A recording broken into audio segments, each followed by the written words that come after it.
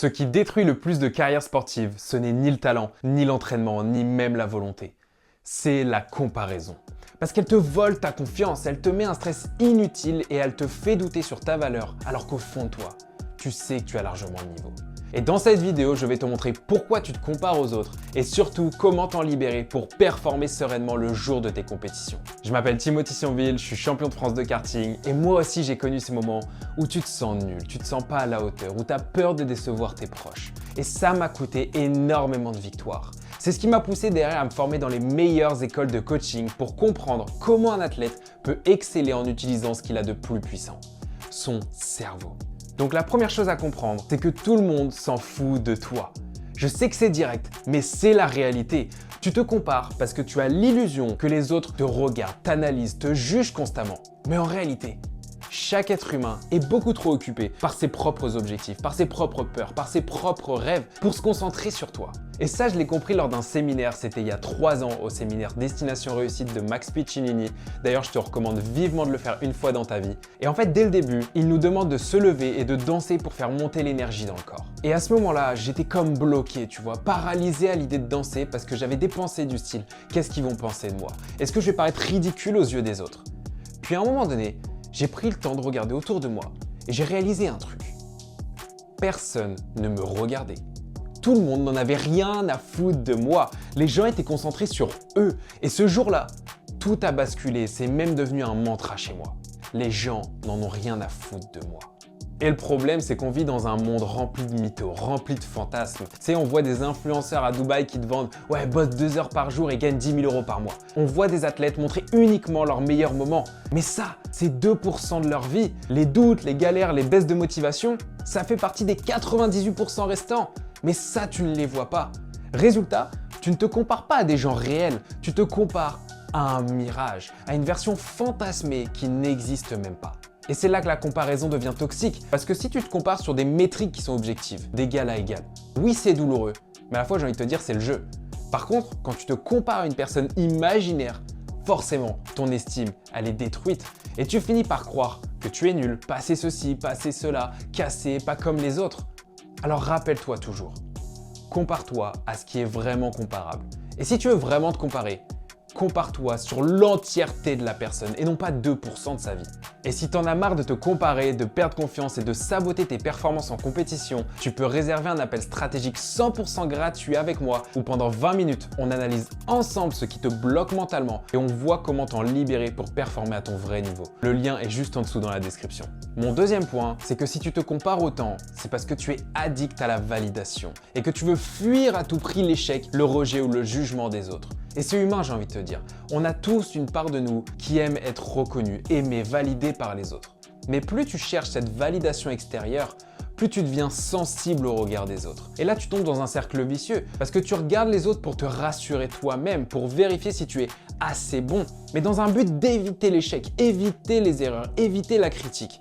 Sauf que plus tu cours après cette validation, plus tu te coupes de ta performance. Parce qu'à ce moment-là, tu penses à quoi? Yes, à éviter de perdre, à éviter de décevoir, éviter d'être jugé, au lieu d'être focalisé sur l'envie de gagner. Et rappelle-toi d'un truc, là où tu mets ton attention, c'est là où va ton énergie. Donc si ton attention est sur éviter la défaite, tu vas t'attirer à toi la défaite.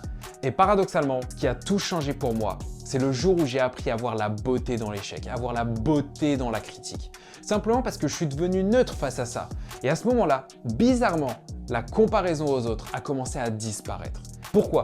Parce que quand tu deviens à l'aise avec le fait d'échouer, à l'aise avec le fait d'être critiqué, jugé, tu te sens libre, t'as plus ces pensées du style « Oh là là, mais si j'échoue, qu'est-ce que les gens vont penser de moi ?» Non, ça te touche plus, parce que tu sais très bien au fond de toi que les gens n'en ont rien à foutre de toi. Et j'ai poussé le truc encore plus loin. J'ai vu en quoi l'échec pouvait aider mon entourage. Parce qu'en fait, quand j'échoue, je donne aussi l'opportunité aux autres de se dire « en fait, moi aussi j'ai le droit d'échouer ». Donc quand tu te libères d'être important, tu te libères aussi de ne pas l'être. Parce que oui, il y aura des jours où tu vas être excellent, mais il y aura aussi des jours où tu seras moins bon. C'est la réalité des choses. Sauf que le problème, c'est que 99% des sportifs refusent de voir cette vérité. Mais le jour où tu acceptes que tu as le droit d'être imparfait, tu t'enlèves tout le bruit mental. Et tu peux enfin être toi-même avec tes hauts, tes bas, tes erreurs, tes échecs, tes victoires. Donc accepte les polarités, parce que c'est seulement quand tu les embrasseras que tu pourras t'autoriser à libérer ton plein potentiel. Et si ce sujet te parle, j'ai fait une vidéo complète sur la peur de l'échec, t'as juste à cliquer sur la petite encoche au-dessus de ma tête. Et mon dernier point, Einstein l'a parfaitement résumé. Si t'es un poisson et que tu te compares à un singe sur sa capacité à grimper aux arbres, tu vas te sentir stupide toute ta vie. Et c'est ce que tu fais au quotidien, tu compares ton parcours, ton passé, ton corps, tes forces, tes faiblesses à quelqu'un qui n'a même pas la même histoire que toi. Forcément, du coup, tu te sens moins bon. Parce que je me souviens d'un sportif que j'ai accompagné et qui me disait « Ah mais moi je me sens nul, je me sens comme un loser ». Et moi je me dis « Ok, mais qu'est-ce qui te fait dire ça? Sur quoi tu te bases pour penser que t'es un loser ?» Mon pote lui, il est mieux classé que moi. Ok, et quoi d'autre? Il joue dans un meilleur club. Ok, et maintenant dis-moi, qu'est-ce que tu as qui est important dans tes yeux et que lui n'a pas? Au début, comme beaucoup de gens, il me dit « rien ». Mais je continue parce que je sais que c'est faux ça. Et à un moment donné, il me dit « c'est vrai que j'ai une relation incroyable et fusionnelle avec mes parents. Et t'échangerais la relation que tu as avec tes parents contre son classement? Jamais de la vie. Donc c'est qui le plus riche dans ton monde à toi? C'est moi. » Et je me rappelle, il avait les larmes aux yeux, les larmes de gratitude pour ça. Juste parce qu'il avait compris que c'était un poisson qui était en train de se comparer à un singe. Et ça, c'est mon troisième point. La réussite est personnelle.